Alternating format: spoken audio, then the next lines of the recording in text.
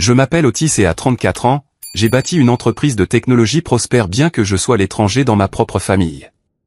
Quand j'ai mentionné la prochaine réunion de famille lors de notre dîner de famille, je ne m'attendais jamais à ce que mon frère Jackson me rie au nez. Tu n'es pas invité. C'est réservé à la vraie famille, a-t-il dit avec un sourire narquois qui m'a brûlé l'âme. Tout le monde à table s'est tu, mais personne ne m'a défendu. J'ai juste souri poliment et je suis parti, cachant la dévastation que je ressentais après 27 ans à essayer d'appartenir. Avant que je vous raconte ce qui s'est passé ensuite, laissez un commentaire pour me dire d'où vous regardez. Appuyez sur le bouton j'aime et abonnez-vous si les drames familiaux vous touchent de près et restez pour voir comment j'ai renversé la situation quand ils ont eu besoin de mon aide. J'avais 7 ans quand les Mitchell m'ont adopté après qu'un accident de voiture a emporté mes 2 parents biologiques. Je me souviens clairement de ce jour, debout dans le bureau de l'assistante sociale, serrant un petit sac à dos contenant tout ce que je possédais au monde. Richard et Diane Mitchell me semblaient être des géants à l'époque, avec leurs vêtements parfaits et leurs sourires aimables. Ils avaient déjà un fils, Jackson, qui avait 5 ans à l'époque, et aurait plus tard une fille, Amelia, quand j'en avais 12. Ces premières années étaient plutôt bonnes. Diane s'assurait que j'avais de nouveaux vêtements bien ajustés, m'a inscrit dans la même école primaire privée que Jackson, et faisait toujours mes biscuits au beurre de cacahuète préférés pour mon anniversaire. Richard m'ébouriffait les cheveux et m'appelait « champion » quand je ramenais de bonnes notes. Je me sentais le bienvenu, même s'il y avait toujours cette compréhension tacite que je n'étais pas vraiment le leur. Les différences sont devenues plus apparentes lorsque Jackson et moi sommes entrés au collège. Richard emmenait Jackson à la pêche le samedi matin, juste tous les deux. Quand j'ai demandé si je pouvais venir une fois, Richard m'a tapoté l'épaule et a dit « C'est notre truc, Otis. Peut-être qu'on pourra trouver quelque chose de spécial à faire pour nous aussi. » Mais ce quelque chose de spécial ne s'est jamais matérialisé. Au lieu de cela, je me suis plongé dans les études. Tandis que Jackson peinait avec l'algèbre de base, j'excellais en mathématiques et en sciences avancées. Ma mère adoptive rayonnait de fierté lors des réunions parents-professeurs, mais Richard hochait simplement la tête et demandait rapidement des nouvelles des progrès de Jackson en sport. Au début, Amelia m'adorait. Petite fille, elle me suivait partout dans la maison, posant des questions sans fin sur tout, des dinosaures au fonctionnement des ordinateurs. Je lui ai appris à faire du vélo quand elle avait 6 ans, passant des heures à courir à ses côtés dans notre rue de banlieue jusqu'à ce qu'elle trouve enfin son équilibre. Mais en entrant dans l'adolescence, elle a commencé à se rapprocher davantage de Jackson. Je les entendais rire derrière des portes closes, la conversation s'arrêtant brusquement quand je passais. Le lycée a solidifié les divisions dans notre famille. Richard avait fréquenté Westfield Prep et a clairement indiqué que Jackson suivrait ses traces. J'y ai été inscrit aussi, mais on m'a fait comprendre que c'était un effort financier, quelque chose pour lequel je devais être reconnaissant. J'ai entendu Richard dire à Diane un soir, « Nous dépensons autant pour Otis que pour notre propre fils. » Ces mots m'ont profondément blessé, mais j'ai canalisé cette peine en détermination. J'ai été diplômé major de ma promotion tandis que Jackson maintenait à peine une moyenne de C. J'ai obtenu une bourse partielle pour l'université d'État, mais ce n'était pas suffisant pour couvrir toutes les dépenses. Tandis que Jackson était envoyé dans une université privée coûteuse avec tous les frais payés, je travaillais 3 emplois à temps partiel entre les cours pour joindre les 2 bouts. Mon diplôme en informatique m'a ouvert des portes et j'ai commencé ma carrière dans une entreprise technologique de taille moyenne alors que Jackson changeait de spécialisation pour la 3e fois. Au moment où il a finalement obtenu un diplôme en commerce que Richard avait essentiellement acheté par des dons à l'école, j'avais été promu 2 fois. La dynamique familiale a continué d'évoluer de manière prévisible. Richard m'appelait occasionnellement pour des conseils lorsque son entreprise de fabrication avait besoin de mettre à jour ses systèmes, mais il n'a jamais pleinement reconnu mon expertise. Il présentait Jackson à ses associés comme « mon fils, l'avenir de Mitchell Manufacturing », tandis que j'étais simplement « Otis », qui travaille dans l'informatique. Diane essayait, à sa manière discrète, d'équilibrer les choses. Elle m'appelait régulièrement pour prendre de mes nouvelles, envoyait des colis à mon petit appartement et s'assurait de souligner mes réussites lors des réunions de famille, mais elle n'a jamais directement confronté le favoritisme évident de Richard. Et avec le temps, ses efforts sont devenus moins énergiques, comme si elle aussi avait accepté la hiérarchie familiale tacite.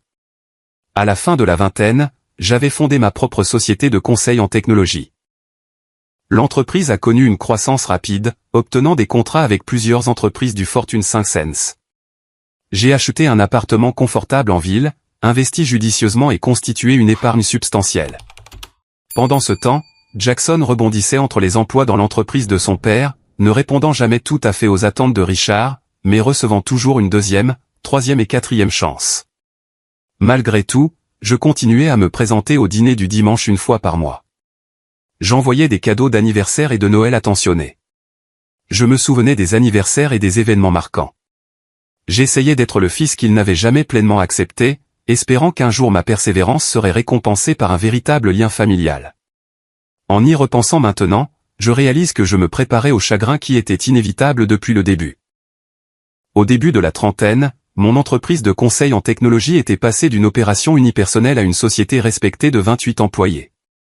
Le moment charnière est survenu il y a 5 ans lorsque j'ai décroché Collins International comme client, une multinationale qui avait besoin d'une transformation numérique complète. J'ai travaillé 80 heures par semaine pendant des mois, dormant plus souvent sur le canapé du bureau que dans mon propre lit. Lorsque nous avons mené à bien le projet en avance sur le calendrier et en deçà du budget, Collins a signé un contrat pluriannuel qui a instantanément triplé les revenus de mon entreprise. Le succès est venu par vagues par la suite. Mon expertise dans l'optimisation des systèmes de gestion de la chaîne d'approvisionnement grâce à des solutions logicielles personnalisées est devenue très recherchée en 3 ans. Mitchell Tech Solutions, oui, j'avais gardé le nom de famille pour mon entreprise, cherchant toujours une forme de connexion, générait des revenus annuels de plusieurs millions. Je suis passé de mon modeste appartement à un penthouse dans les Westview Towers, bien que j'ai gardé un style de vie relativement simple par rapport à mes revenus. Tandis que ma vie professionnelle s'épanouissait, je continuais à faire des efforts pour maintenir les liens familiaux. Ces dîners mensuels du dimanche devenaient de plus en plus inconfortables à mesure que le contraste entre mon succès et la stagnation de Jackson devenait impossible à ignorer. Richard posait des questions vagues sur mes trucs d'informatique, avant de rapidement orienter la conversation vers des sujets où Jackson pouvait participer avec plus de confiance.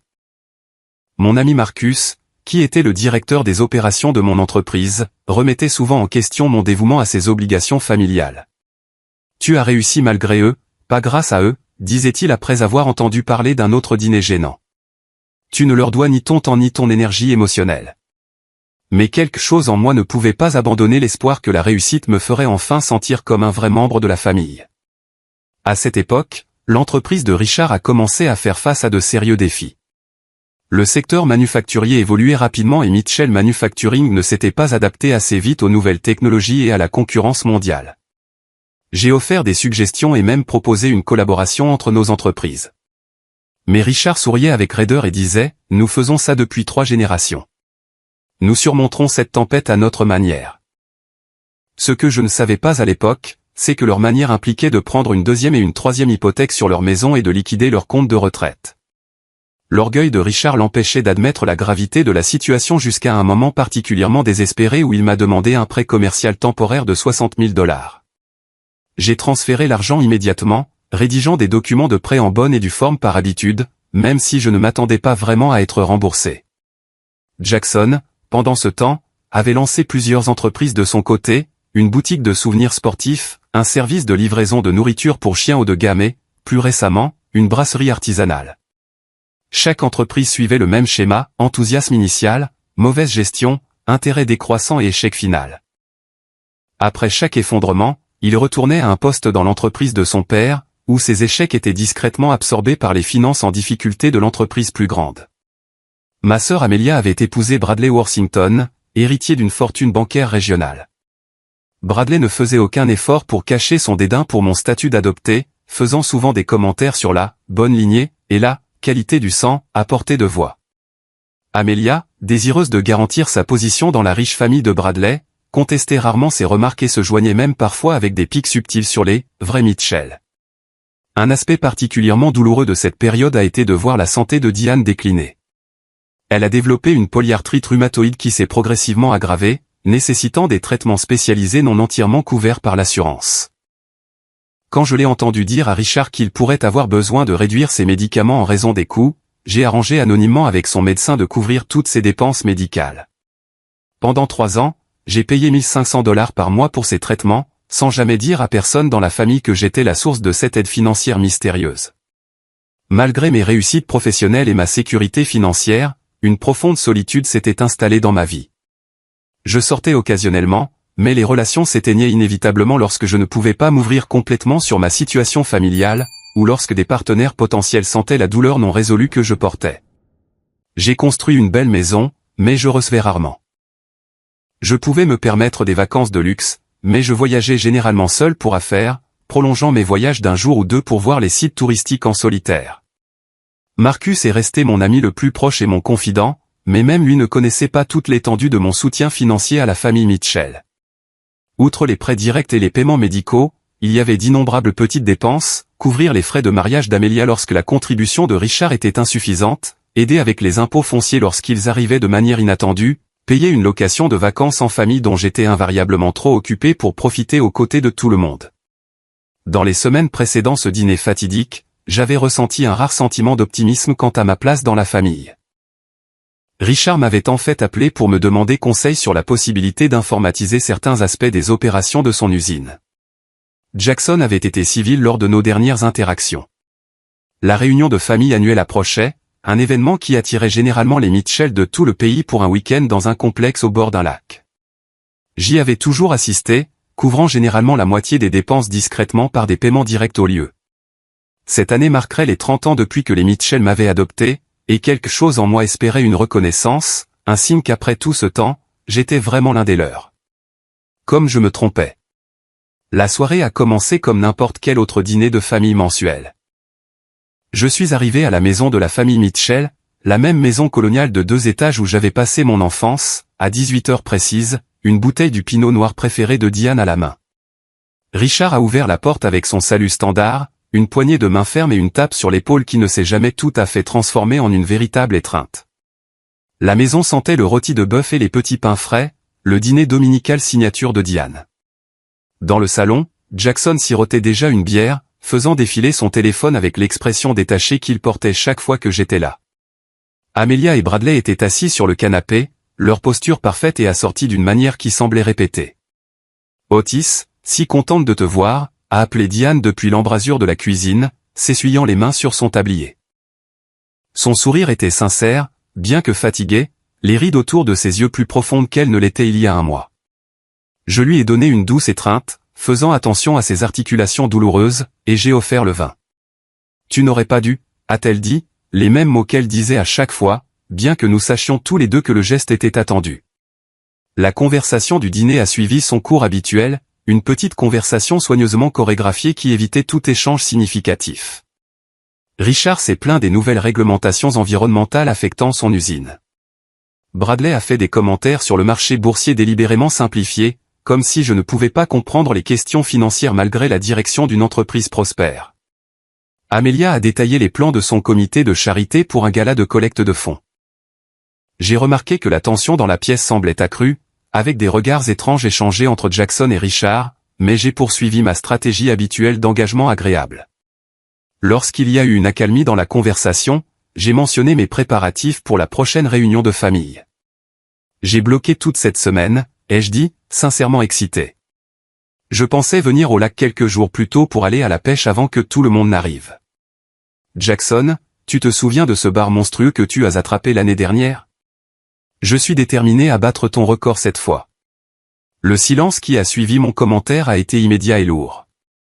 Jackson a regardé Richard, qui est soudainement devenu très intéressé par la découpe de son rôti. Puis Jackson a laissé échapper un rire sec qui a ressemblé à une gifle. « Tu n'es pas invité », a-t-il dit, sa voix portant une cruauté que je n'avais pas entendue depuis notre adolescence. « C'est pour la vraie famille, seulement cette fois. » Les mots flottaient dans l'air comme de la fumée. J'ai regardé autour de la table, attendant que quelqu'un, n'importe qui, le contredise. Richard s'est raclé la gorge, mais n'a rien dit. Diane fixait son assiette, ses jointures blanches autour de sa fourchette. Amelia a échangé un regard avec Bradley, qui a à peine réprimé un sourire narquois. « Je ne comprends pas », ai-je dit prudemment, ma voix stable malgré le tremblement de terre qui se produisait en moi. J'ai assisté à chaque réunion depuis 26 ans. Eh bien, les choses changent, a poursuivi Jackson, enhardi par l'absence d'opposition. Tante Margaret organise cette année et elle veut que ce soit intime. Tu sais, les parents de sang. C'est vraiment une question de place, a finalement offert Richard, évitant mon regard. Ne cherche pas à adoucir les choses, papa, est intervenue Amelia, sa voix portant le même ton suffisant qu'elle avait développé depuis son mariage avec Bradley. On en parle depuis des mois. La réunion devrait être pour les vrais Mitchell. Bradley a hoché la tête sagement. Les liens du sang sont plus forts que tout, après tout. Sans vouloir t'offenser, Otis. Mais l'offense était clairement intentionnelle, et la nature calculée de cette embuscade est devenue évidente. Ce n'était pas une décision spontanée. Ils en avaient discuté, l'avaient planifié, et avaient choisi de communiquer la nouvelle de cette manière publique et humiliante plutôt qu'en privé avec un semblant de compassion. J'ai senti quelque chose changer en moi, comme des plaques tectoniques grinçant les unes contre les autres avant une rupture catastrophique. Mais des années à naviguer sur le terrain émotionnel de cette famille m'avaient appris à masquer mes réactions. J'ai soigneusement placé ma serviette à côté de mon assiette, j'ai forcé mon visage à prendre une expression neutre et je me suis levé. Je vois, ai-je simplement dit. Eh bien, merci de m'avoir prévenu. Je viens de me souvenir que j'ai une réunion cliente au demain matin pour laquelle je dois me préparer. Diane, le dîner était délicieux comme toujours. Tu n'es pas obligé de partir, Otis, a dit doucement Diane, levant enfin les yeux avec détresse. Ce n'est pas un problème. J'ai vraiment cette réunion, ai-je menti avec aisance. Richard, Jackson, Amelia, Bradley, profitez bien du reste de votre soirée. J'ai marché jusqu'à la porte à pas mesurés, j'ai récupéré ma veste dans le placard et je suis sorti. Personne ne m'a suivi. Personne ne m'a rappelé. Le seul son fut la reprise de la conversation à table, comme si une interruption mineure avait été gérée et que le service normal pouvait maintenant reprendre. Le trajet de retour à mon appartement s'est déroulé dans un flou. Les feux de circulation, les autres voitures, les points de repère familiers de la ville, tout s'enregistrait vaguement, comme vu à travers un verre dépoli. J'ai maintenu mon sang-froid par pure volonté jusqu'à ce que j'atteigne l'intimité de mon Penthouse. Ce n'est qu'alors, debout dans mon vaste salon avec ses baies vitrées donnant sur une ville pleine de gens qui n'étaient pas ma famille, que j'ai laissé tomber le masque. Je me suis effondré sur mon canapé en cuir sur mesure, j'ai mis ma tête dans mes mains et j'ai senti 27 ans de rejet s'abattre sur moi comme un raz-de-marée. La vraie famille seulement. Les mots se rejouaient dans mon esprit, chaque répétition une nouvelle coupure. Après près de 3 décennies à essayer de gagner ma place parmi eux par la réussite, par la générosité, par une loyauté inébranlable, j'étais toujours l'étranger, l'enfant adopté, celui qui n'appartenait pas.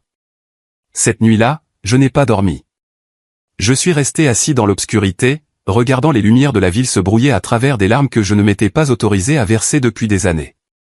Au matin, la douleur s'était cristallisée en quelque chose de plus dur, quelque chose qui finirait par me donner la force de faire ce qui devait être fait. Le lendemain matin, je me suis jeté dans le travail avec une intensité qui a alarmé même mes employés les plus dévoués. Je suis arrivé au bureau avant 7 heures, j'ai programmé des réunions consécutives et j'ai examiné des contrats jusque bien après minuit. Le même schéma s'est répété pendant 3 jours d'affilée, une immersion délibérée dans les exigences professionnelles pour éviter l'épave émotionnelle qui m'attendait chaque fois que je me permettais de penser au dîner. Diane a appelé plusieurs fois chaque jour. Je lui ai envoyé des textos disant que j'étais débordé par un projet important, mais que j'appellerais quand les choses se calmeraient. Ce n'était pas entièrement faux. Nous finalisions un contrat majeur avec un système de santé qui exigeait mon attention, mais la vraie raison pour laquelle je ne pouvais pas lui parler était que je ne me faisais pas confiance pour garder mon sang-froid. Que pouvait-elle bien dire qui effacerait ce qui s'était passé? Quelle explication pourrait justifier la décision collective de la famille de formaliser mon exclusion après toutes ces années? Le 4e jour, Marcus m'a acculé dans mon bureau bien après que tout le monde soit parti. « Tu as une sale gueule », a-t-il dit sans embâche, se laissant tomber dans le fauteuil en face de mon bureau. « Et tu agis comme un homme qui fuit quelque chose. » Que s'est-il passé? Je n'avais pas prévu de lui dire, mais une fois que j'ai commencé à parler, toute l'histoire a jailli, le dîner, l'annonce de Jackson, la complicité silencieuse de la famille, ma sortie digne suivie d'une dévastation privée. Marcus a écouté sans interrompre, son expression s'assombrissant à chaque nouveau détail. Quand j'ai fini, il s'est penché en avant, sa voix inhabituellement douce. « Otis, je t'ai vu te plier en 4 pour ces gens pendant des années. Tu as toléré leur manque de respect, ignoré leurs affronts et continué à te présenter avec rien d'autre que de la générosité. Et c'est ainsi qu'ils te remercient, en t'excluant explicitement d'un événement familial auquel tu as assisté toute ta vie. Il est temps de te défendre, mec. » À quoi bon? Ai-je demandé, la lassitude dans ma voix me surprenant moi-même. Ils ont clairement exprimé leurs sentiments. L'enjeu, c'est le respect de soi, a répondu Marcus. Et les limites. Tu as soutenu financièrement des gens qui n'ont même pas la décence de te traiter avec un respect élémentaire. Son commentaire sur le soutien financier a déclenché quelque chose dans ma mémoire. J'avais récemment organisé mes dossiers financiers personnels en préparation d'une réunion avec mon comptable. En ouvrant mon ordinateur portable, j'ai affiché le tableur où je suivais les prêts familiaux et autres aides. Ce que j'ai vu m'a choqué, même moi qui avais vécu chaque transaction individuelle. Listé en rangée nette se trouvaient toutes les fois où j'étais intervenu pour aider financièrement la famille Mitchell. Les prêts commerciaux de Jackson qui n'ont jamais été remboursés totalisaient $45 000 pour ces 3 entreprises ratées. Les virements mensuels aux spécialistes de Diane, 1500 $ chaque mois pendant 3 ans, s'élevaient à $54 000. Le sauvetage temporaire de l'entreprise de Richard l'année dernière, $60 000 sans $1 remboursé malgré l'accord signé promettant des paiements trimestriels.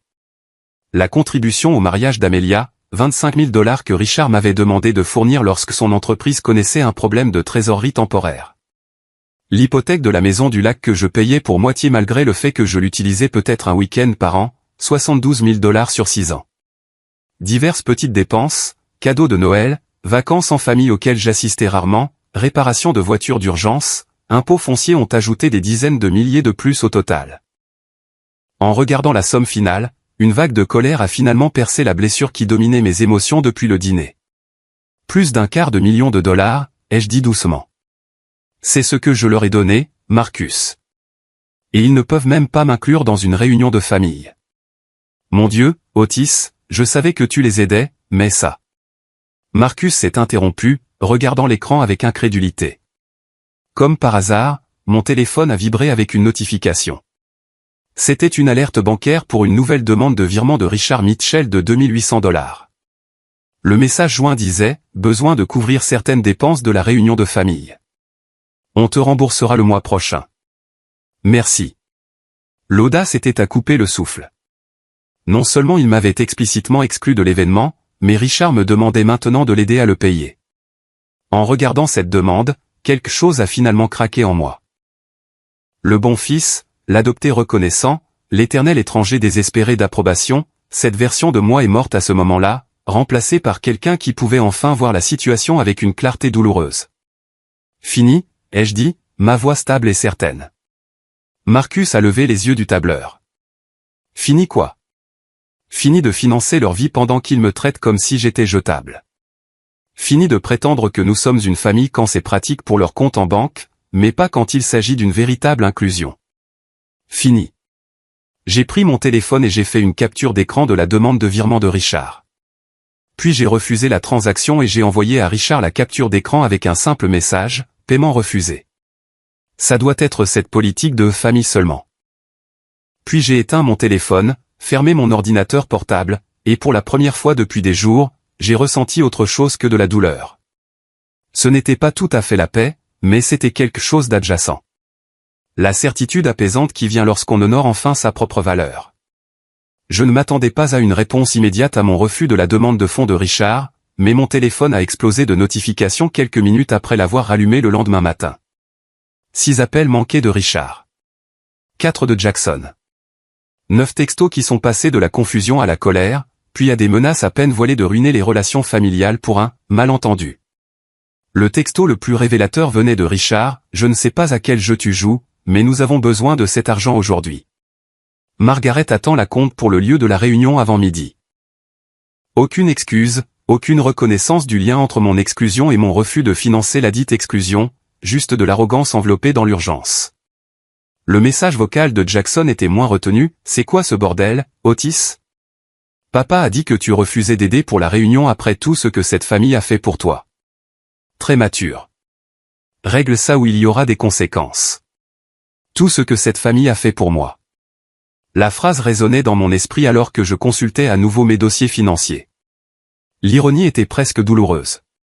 La contribution d'Amelia est venue par email. Un chef-d'œuvre de manipulation émotionnelle. Je suis déçu de toi, Otis. Maman est contrariée et tu sais que le stress n'est pas bon pour son état. Est-ce vraiment ainsi que tu veux remercier la famille qui t'a accueilli quand personne d'autre ne le voulait? Nous pouvons discuter de la situation de la réunion, but retenir un soutien financier et mesquin et cruel. Je n'ai répondu à aucun d'entre eux. Au lieu de cela, j'ai rencontré mon conseiller financier pour examiner tous les prêts en cours à la famille Mitchell et j'ai appelé mon avocat pour discuter de l'applicabilité des accords de prêt que Richard et Jackson avaient signés. En fin d'après-midi, Diane a finalement appelé. Contrairement aux autres, elle n'avait laissé qu'un seul message vocal me demandant de rappeler quand je serais prêt à parler. Sa voix avait été douce, teintée de ce qui semblait être un remords sincère. Après avoir pris une profonde inspiration, j'ai rappelé. Otis, a-t-elle répondu immédiatement. Merci d'avoir rappelé. J'étais si inquiète. Je vais bien, Diane, ai-je dit, gardant un ton neutre. Juste occupé par le travail. Richard m'a parlé du malentendu avec le virement d'argent. Ce n'était pas un malentendu. Je ne finance pas une réunion de famille dont j'ai été explicitement non invité. Un long silence a suivi. Je suis désolé de ce qui s'est passé au dîner. Les choses qui ont été dites étaient méchantes. Méchantes, ai-je répété. Essayée cruelle et exclusive après 27 ans passés au sein de cette famille. Et le pire, c'est que vous étiez tous assis là et avez laissé faire. Vous n'avez pas dit un mot pour ma défense. Sa voix s'est brisée. Je sais. J'aurais dû dire quelque chose. C'est juste que Richard et Jackson en discutaient depuis des semaines, et je pensais. Attends, ai-je interrompu. Tu étais au courant de cette décision à l'avance. Vous avez tous prévu de me tendre une embuscade au dîner. Un autre silence douloureux a confirmé ce que je soupçonnais déjà. Je n'étais pas d'accord avec eux, a-t-elle finalement dit. Mais tu sais comment est Richard quand il prend une décision, et avec la pression financière qu'il subit. Donc, c'est une question d'argent, ai-je dit platement. M'exclure est en quelque sorte motivé financièrement. Non, non, a-t-elle rapidement rétropédalé. Ce n'est pas ce que je voulais dire. Mais quelque chose dans sa voix m'a dit que j'étais tombé sur une vérité qu'elle n'avait pas l'intention de révéler. Les pièces se sont soudainement emboîtées. Les demandes financières croissantes de Richard. Le ressentiment de Jackson. Le moment de mon exclusion, juste au moment où les dépenses de la réunion devaient être couvertes. Diane, ai-je dit lentement. Je dois te poser une question, et j'ai besoin d'une réponse honnête. Richard comptait-il sur mes contributions à la famille? Les prêts, les paiements médicaux, tout ça, tout en décidant simultanément que je ne suis pas vraiment de la famille. Son hésitation m'a tout dit. C'est compliqué, Otis. Tu as été si généreux et nous en sommes reconnaissants, mais l'entreprise a des difficultés et avec mes factures médicales. Arrête, ai-je dit doucement. Arrête, c'est tout. Je soutiens financièrement cette famille depuis des années pendant que vous décidez tous que je ne suis pas vraiment l'un des vôtres.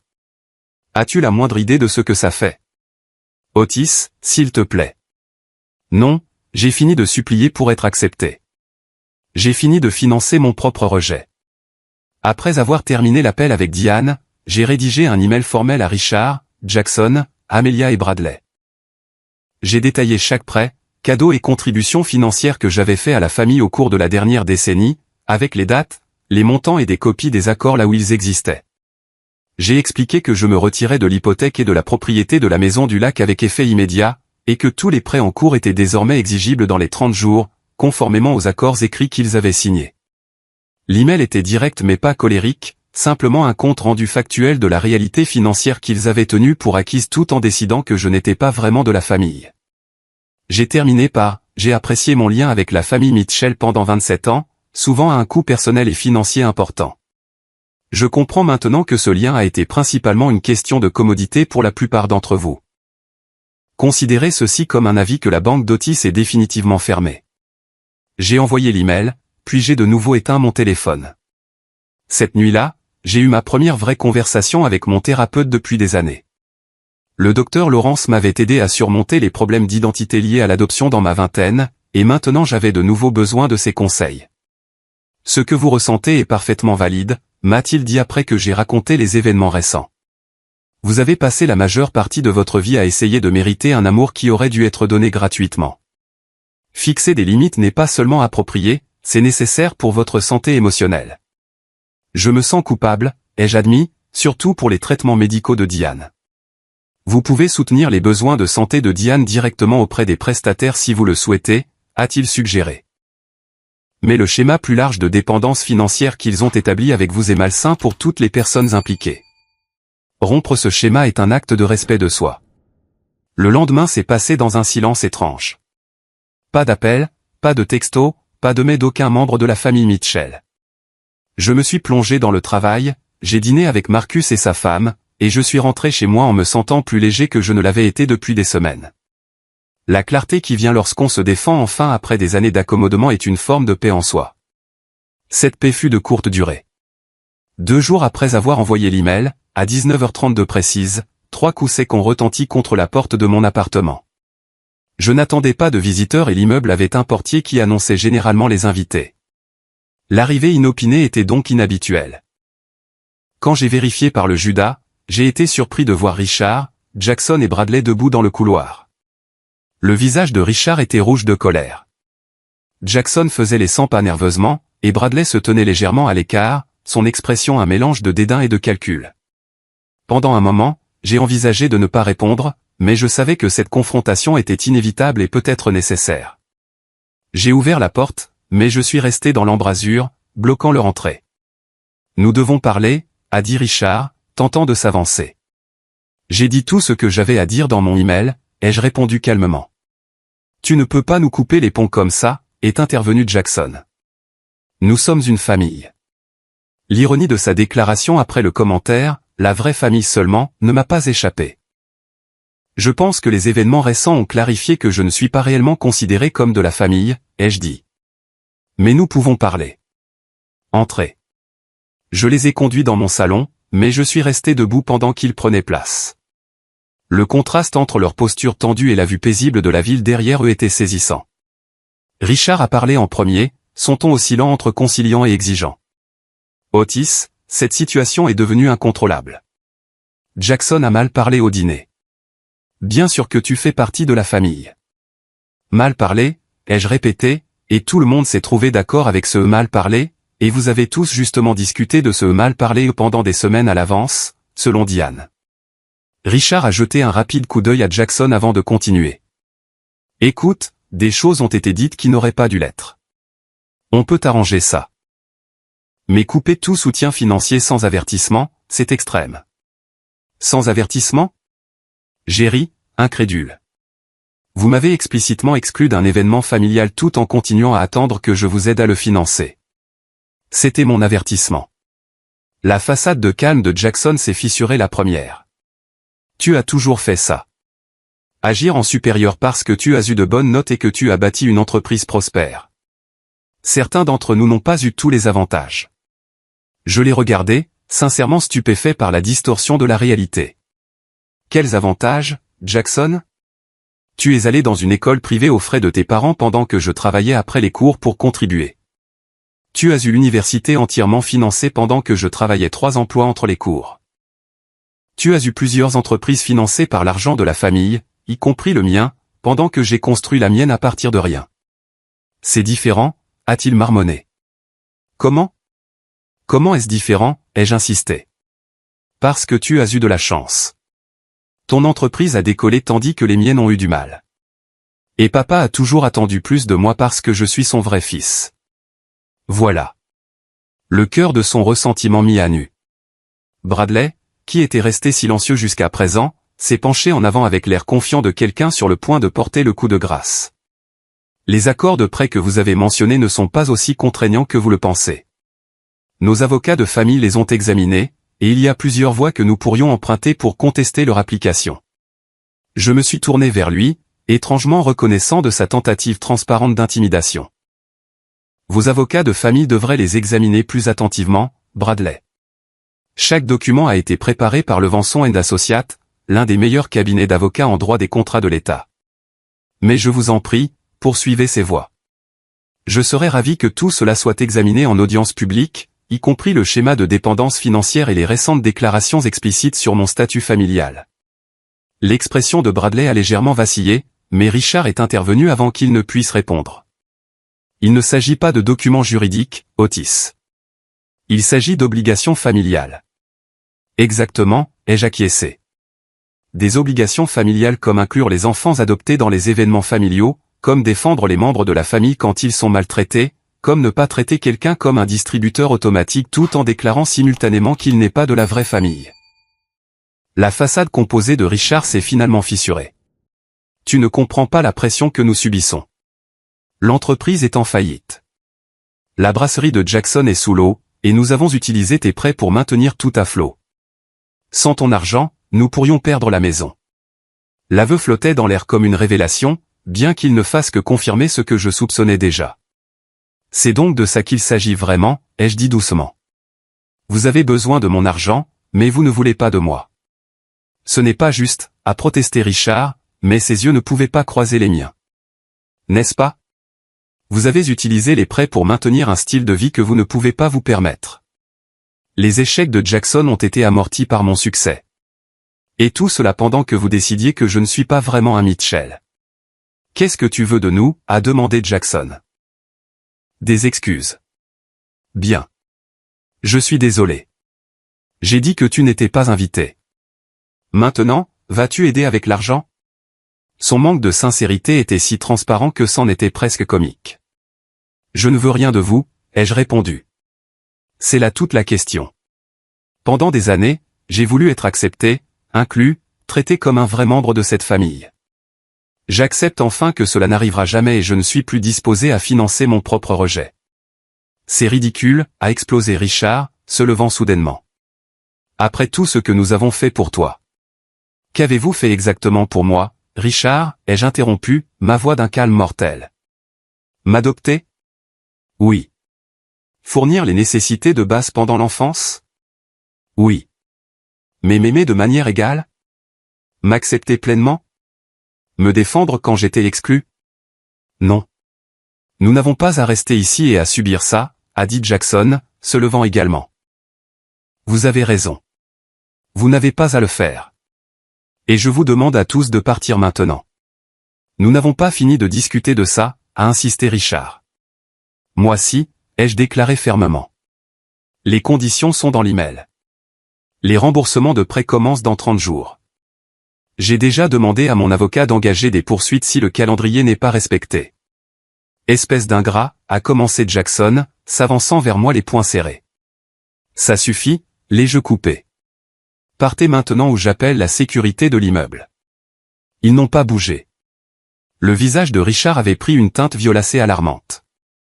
Jackson vibrait pratiquement de rage et Bradley envoyait rapidement des textos à quelqu'un sur son téléphone, probablement ses avocats de famille. J'ai pris mon téléphone et j'ai appelé le hall d'entrée. Edward, c'est Otis Mitchell au Penthouse Bay. J'ai 3 visiteurs qui refusent de partir. Pourriez-vous s'il vous plaît envoyer la sécurité? Merci. La menace d'une humiliation publique a finalement brisé leur détermination. Richard a pointé un doigt vers moi. Ce n'est pas fini, Otis. Les familles ont des désaccords, mais nous couper les vivre financièrement pour un seul commentaire est inadmissible. Ce n'était pas un seul commentaire, ai-je répondu alors qu'il se dirigeait à contre-cœur vers la porte. C'était 27 ans d'acceptation conditionnelle culminant en un rejet explicite. J'accepte simplement enfin ce que vous me montrez depuis le début. La sécurité est arrivée alors qu'ils partaient, les escortant jusqu'à l'ascenseur puis hors de l'immeuble. J'ai regardé par ma fenêtre alors qu'ils émergeaient dans la rue en bas, Richard gesticulant sauvagement alors qu'ils se dirigeaient vers leur voiture. Cette nuit-là, mon téléphone s'est illuminé de messages de membres de la famille élargie, cousins, tantes, oncles, tous exprimant leur déception face à mon abandon de Richard et Jackson dans leur moment de besoin. Il était clair qu'on leur avait donné une version très éditée des événements. Plusieurs messages mentionnaient ma jalousie envers Jackson et ma manipulation des finances de la famille. Après avoir lu des dizaines de ces messages, j'ai composé une seule réponse factuelle que j'ai envoyée à tout le monde, j'ai contribué à plus de 250 000 $ pour soutenir la famille Mitchell au cours de la dernière décennie.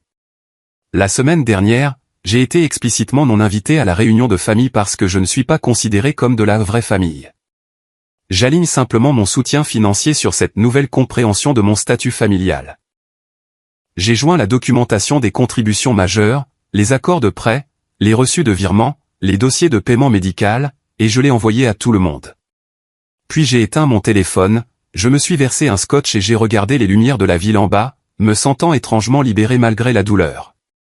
4 mois se sont écoulés avant que je n'aie de contact significatif avec un membre de la famille Mitchell.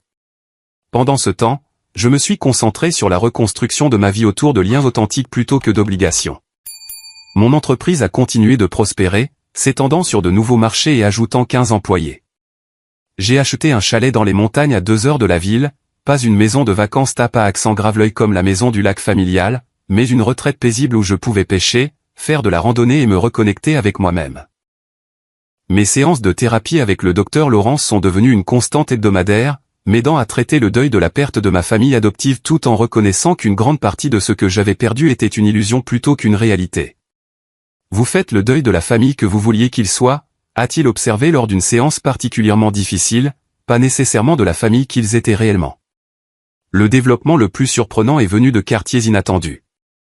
Après mon email de masse à la famille Mitchell élargie avec la documentation de mon soutien financier, 3 cousins et une tante m'ont contacté séparément pour exprimer leur choc sur la façon dont j'avais été traité. La cousine Rachel, avec qui j'avais toujours aimé discuter lors des réunions de famille, m'a appelé pour me dire qu'elle n'avait aucune idée de mon exclusion de la réunion. Ce n'est pas ainsi que notre famille est censée traiter les gens, a-t-elle dit fermement. Adopté ou non, tu es un Mitchell. Point final. Tante Suzanne, la sœur de Richard, a écrit un long email s'excusant du comportement de son frère et partageant qu'elle avait décidé de ne pas assister à la réunion en signe de protestation. J'ai toujours pensé que tu étais le meilleur d'entre nous, a-t-elle écrit. Le plus gracieux, le plus généreux. Comment Richard n'a pas réussi à voir cela me dépasse. Ces liens inattendus sont devenus une source de guérison. Rachel et moi avons commencé à nous rencontrer régulièrement pour un café.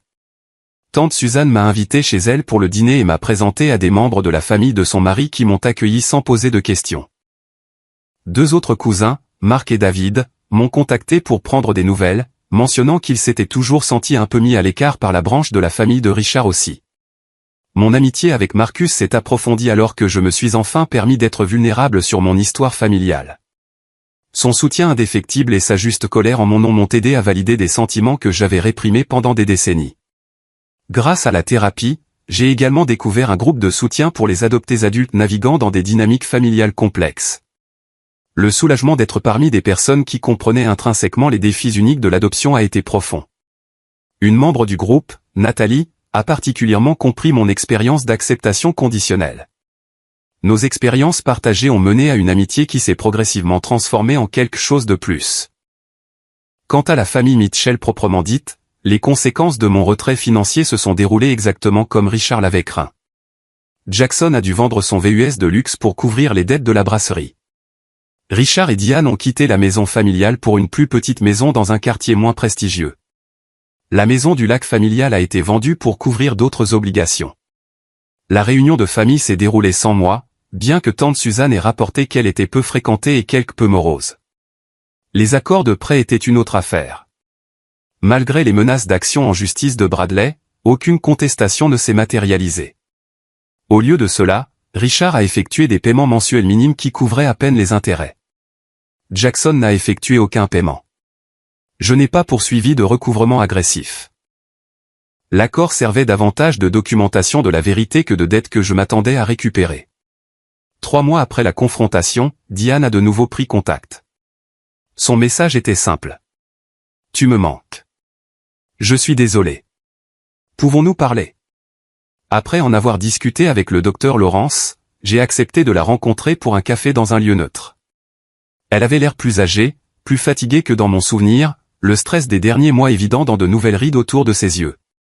Je t'ai laissé tomber, a-t-elle dit sans préambule. J'aurais dû te défendre à ce dîner et 100 fois avant.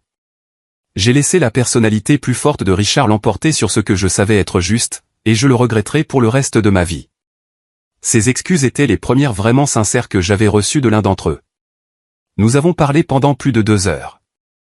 Elle a expliqué que l'entreprise de Richard était maintenant officiellement en procédure de faillite, que Jackson vivait dans leur chambre d'amis après que son bail d'appartement n'ait pas été renouvelé, et qu'Amelia et Bradley s'étaient éloignés lorsqu'il est devenu clair qu'il n'y aurait plus d'aide financière à venir. Je ne te dis pas ça pour que tu te sentes coupable, m'a-t-elle assuré.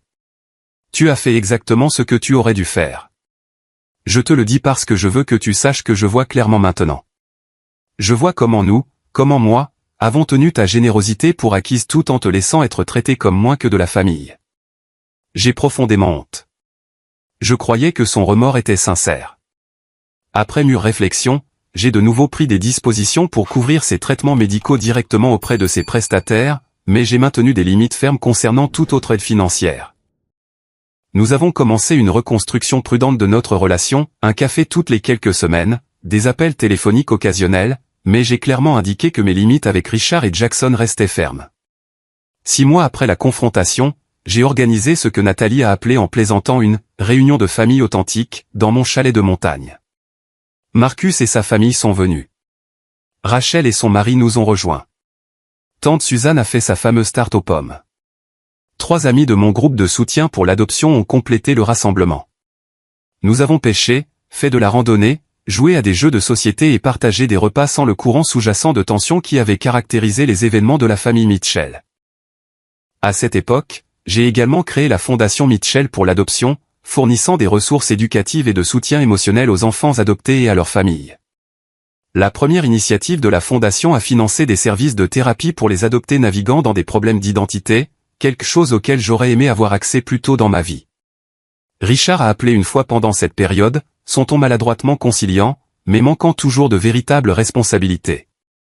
Nous devrions mettre cette histoire désagréable derrière nous, a-t-il suggéré. Les désaccords familiaux arrivent, mais le sang, je veux dire, la famille, c'est ce qui compte à la fin. Tu as raison, Richard, ai-je répondu. La famille est ce qui compte. La vraie famille, celle construite sur le respect mutuel, le soutien et l'amour, pas sur l'obligation et la commodité. Je suis en train de construire ce genre de famille maintenant. Il n'a pas rappelé. 1 an après l'incident du dîner qui a tout changé, j'étais assis sur la terrasse de mon chalet avec Nathalie à mes côtés, regardant le coucher de soleil peindre les montagnes d'orange et de rose brillants. Notre relation s'était développée de manière stable, construite sur une base de communication honnête et de compréhension partagée des complexités de l'adoption. Le regrettes-tu ? A-t-elle demandé, sa main chaude dans la mienne. D'avoir fixé ses limites avec ta famille adoptive. J'ai examiné la question attentivement. Je regrette que cela ait été nécessaire. Je regrette les années que j'ai passées à essayer de mériter un amour qui aurait dû être donné gratuitement. Mais me défendre, non, ça je ne le regrette pas du tout. La paix que j'ai trouvée depuis que j'ai établi ces limites a été transformatrice. J'ai appris que la famille n'est pas définie par le sang ou les documents légaux, mais par un amour et un respect constant. Parfois, la famille que nous nous créons est plus authentique que celle dans laquelle nous sommes nés ou adoptés. Si vous êtes aux prises avec des dynamiques familiales similaires, adoptées ou non, souvenez-vous que votre valeur n'est pas déterminée par la capacité des autres à la reconnaître. Fixer des limites n'est pas égoïste.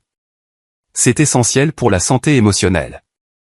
Et parfois, s'éloigner des relations toxiques est le début d'une véritable découverte de soi. Avez-vous déjà eu à fixer des limites difficiles avec des membres de votre famille ? Qu'est-ce qui vous a aidé à traverser ce processus ? Partagez vos expériences dans les commentaires ci-dessous. Et si cette histoire a résonné en vous, s'il vous plaît, aimez, abonnez-vous et partagez-la avec quelqu'un qui pourrait avoir besoin de l'entendre. Souvenez-vous, votre vraie famille est composée de personnes qui vous aiment sans condition ni exception. Merci d'avoir écouté mon histoire et je vous souhaite le courage d'honorer votre valeur dans toutes vos relations.